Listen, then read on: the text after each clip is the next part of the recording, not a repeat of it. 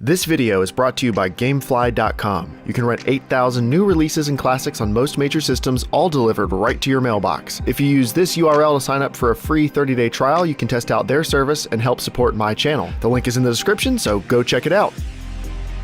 With the release of the PlayStation 4 Pro, the term supersampling or downsampling has been getting tossed around a lot.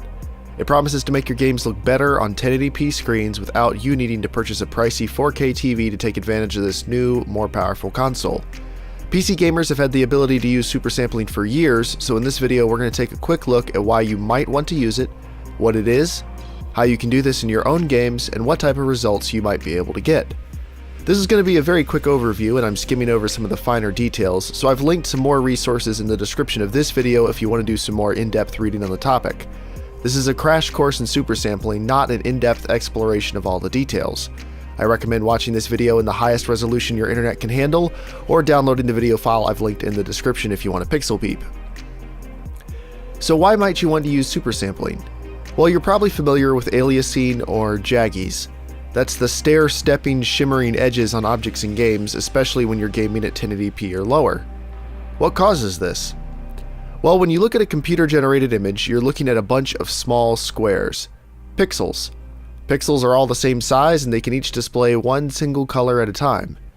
Lines can only be shown to you as a collection of small squares, so if that line is diagonal or you're looking at an object like a circle or a curve, you're really just looking at a bunch of small squares that are trying to approximate what the curve or line looks like. You might have a very complex object being displayed as just a dozen pixels, and that's really not enough to give you a good clear picture of what that object looks like. That's because each pixel determines what color it's going to be in any given frame by a process called sampling. Imagine you're playing a game that has this water bottle sitting on a table in the background. Each pixel that will be displaying this bottle samples it. Each dot represents a sampling location. That's the pixel looking at the object and trying to determine what color to show, and remember, this is a very simple, generalized description of how this works. The computer decides, then that color is displayed. That doesn't really look like a bottle, does it? That's because it's not taking up that many pixels, so we're trying to display a complicated object with only a few colored squares. So how does supersampling work? Well, imagine we were looking at a 1080p display in the last example. Now imagine if we could render that same water bottle at 4K or 4 times 1080p resolution. Then we have 4 times the number of sampling points. We can still only display the same number of pixels as the image before, of course. It's still a 1080p screen with a fixed number of pixels. But by taking 4 times the number of samples, some of those pixels are going to choose a different average color to display. Now we might end up with the water bottle looking more like this. Same overall number of pixels, but they're more accurate pixels. We're not changing the amount of information we're looking at on our screen, but we're making that information more accurate and it therefore looks better. You might be wondering, why not just use anti-aliasing to reach the same result? Well, there's no global standard for anti-aliasing. Some games have a bunch of great options, some games only have 1 or 2, and they all work to various degrees of efficiency. There are even some methods like MSAA, that stands for multi-sample anti-aliasing, that do a quick and dirty version of true supersampling. So why not use those instead?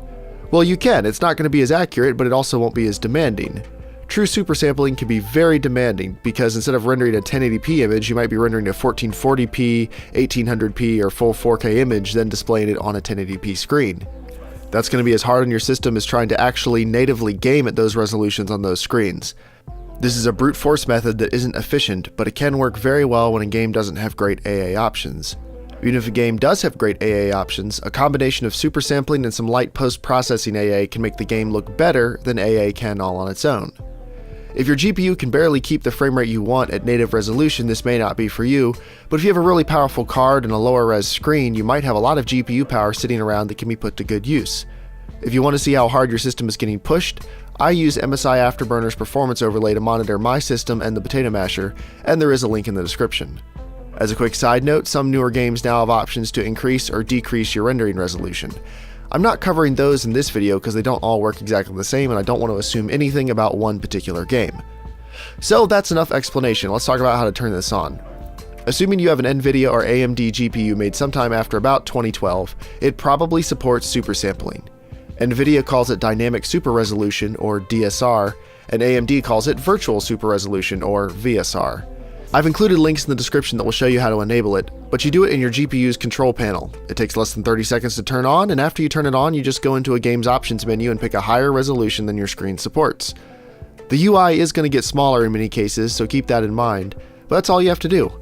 You can even pick different resolutions for different games and it'll remember them. As far as the game knows, you're just gaming on a higher resolution screen. Now, how much better is it really going to look? I've recorded these games on my main PC at 1080p using Shadowplay, and unless otherwise noted, all other clips are also recorded at 1080p to simulate a 1080p screen. I've also capped my frame rate at 30 FPS in most cases, so I can show you comparisons without the frame rate varying wildly between examples. I'll also be slowing the footage down to make it easier to see differences, so let's start with Rise of the Tomb Raider. Look at this scene. While this is a great looking game, there are plenty of diagonal lines, shimmering edges, and other stuff that doesn't look good. We're going to focus on 3 areas of this scene: the tools on Lara's belt, this flagpole, and these leaves moving gently in the wind. Up first is Lara's belt. Here's how it looks at 1080p with no anti-aliasing. Here's how it looks at 1080p with 4x SSAA turned on. Here's 1080p super sampled at 1440p with no additional anti-aliasing. And finally 1080p super sampled at 4K with no additional anti-aliasing.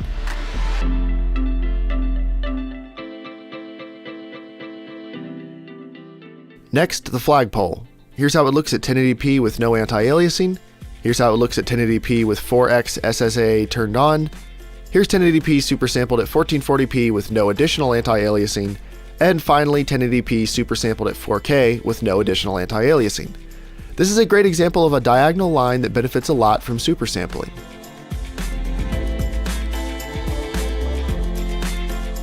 Last, let's look at those leaves.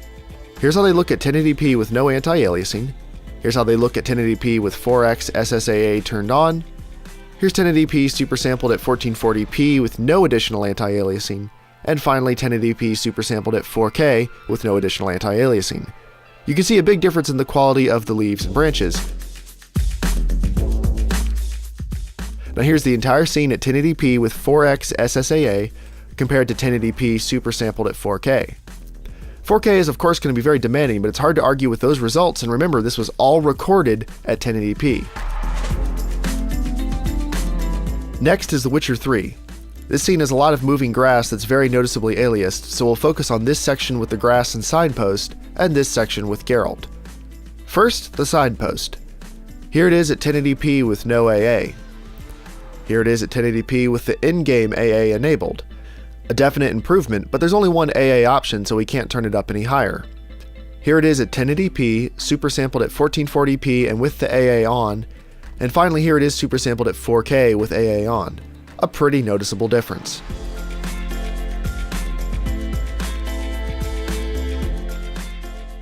Next is Geralt. First 1080p with no AA, then with AA, then super sampled at 1440p with AA, then super sampled at 4K with AA. If you want your Geralt to look as good as the White Wolf deserves, then you might want to try super sampling. Okay, so these still scenes are all well and good, but how about when you're moving? I find that to be where super sampling can look even better. Let's assume we're leaving AA on for The Witcher 3, so here's 3 comparisons. 1080p, then 1080p super sampled at 1440p, then 1080p super sampled at 4K. Notice the huge reduction in shimmering and jaggy edges. This is a big difference you can notice while playing the game in pretty much any scenario.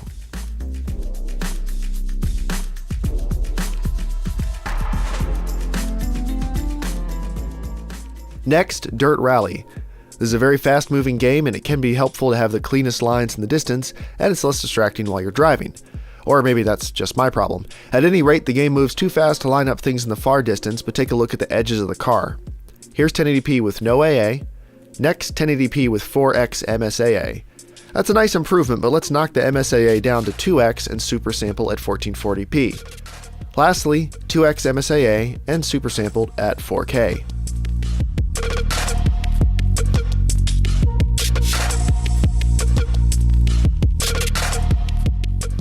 Let's look at another example of moving in a game. Here's GTA 5. GTA has a lot of great anti-aliasing options, so here it is at 1080p with 2x MSAA. Next, here's 1080p super sampled at 1440p, still with 2x MSAA. Lastly, 1080p super sampled at 4K with 2x MSAA. You can see the reduction in jaggies and shimmering across the image even though we're still just viewing it at 1080p.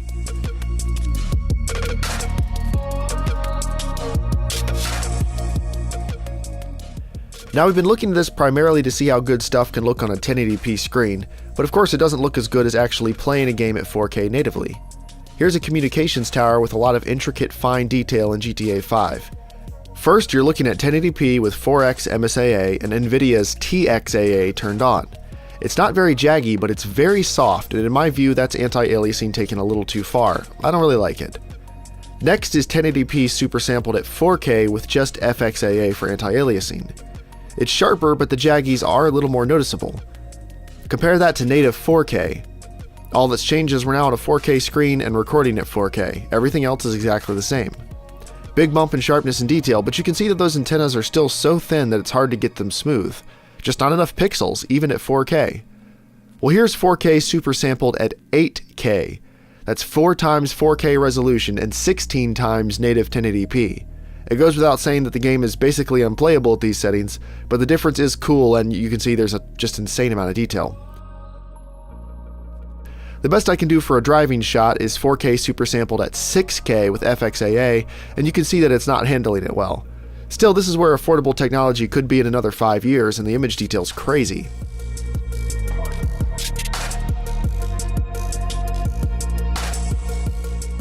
Here's another example of The Witcher 3.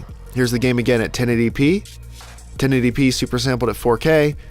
Now compare that to native 4K, and 4K super sampled at 8K. The game is unplayable at 8K because the frame rate is like 5, but it still looks great. Don't be discouraged if you don't have high-end hardware that can render modern games at 4K. You can still get many of the same benefits by super sampling at 1440p, and you can also go back to older games and super sample them to look better than the first time you played them. Here's Far Cry 3 at 1080p, super sampled at 4K. I can easily max it out and it looks quite a bit better than it did when I first played it 3 years ago. Of course, a high-res screen is a great upgrade, but you can reap some of the benefits of high-resolution gaming now. Try enabling super sampling on your GPU and try a few older or newer games and see how good they can look. This video was a lot of work, so if you enjoyed it, consider hitting the like button or subscribing to my channel. You can also check out this video on manually locking your frame rates and how that can make your PC games feel a lot smoother. Have a great day!